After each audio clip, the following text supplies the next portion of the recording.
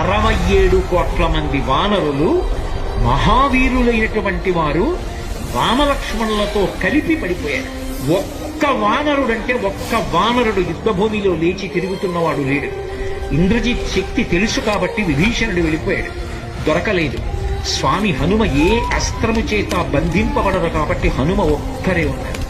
అందరిలో పెద్దవాడు, బ్రహ్మ యొక్క అంశలో వచ్చినవాడు జాంబవంతుడు నేల మీద పడిపోయి ఉన్నాడు. విభీషణుడు కాగడా పట్టుకుని అడిగాడు, తాతా కుశలమేనా అని అడిగాడు. వానరులలో శ్రేష్ఠుడైన హనుమ బ్రతికి ఉన్నారా అని అడిగాడు జాంబవంతుడు. విభీషణుడు అన్నాడు, తాత నువ్వు అడగవలసినది రామలక్ష్మణులు కుశలముగా ఉన్నారా అని అడగాలి. హనుమ కుశలముగా ఉన్నారా అని అడిగారేం తాత అని అడిగారు. మొత్తం వానరులు రామలక్ష్మణులతో కలిసి పడిపోయినా కూడా నష్టం లేదు.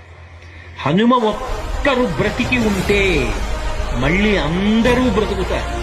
అందరూ బ్రతికి ఉన్నా హనుమ ఒక్కరు పడిపోతే బ్రతికి ఉన్న వీళ్ళందరూ పడిపోతారు.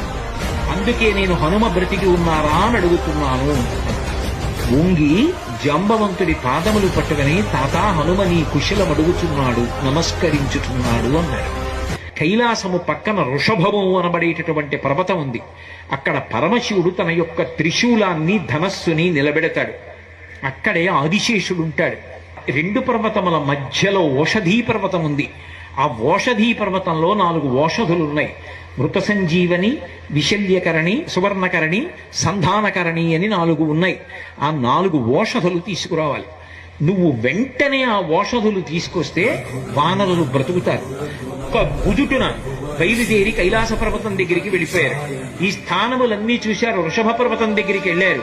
2 పర్వతాల మధ్యలో ఓషధీ పర్వతాన్ని చూశారు.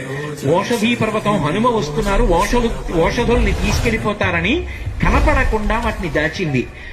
నా స్వామి అయినటువంటి రామచంద్రమూర్తి కార్యానికి పనికి రాకుండా ఓషధుల్ని దాస్తావానని ఆ సంజీవని పర్వతాన్నంతటినీ పెళ్లగించి చేత్తో పట్టుకుని ఆకాశ మార్గంలో కించిత్ శ్రమ పడకుండా కాంచనలంక ఉన్నటువంటి దక్షిణ తీరానికి చేరి యుద్ధభూమిలో దింపారు.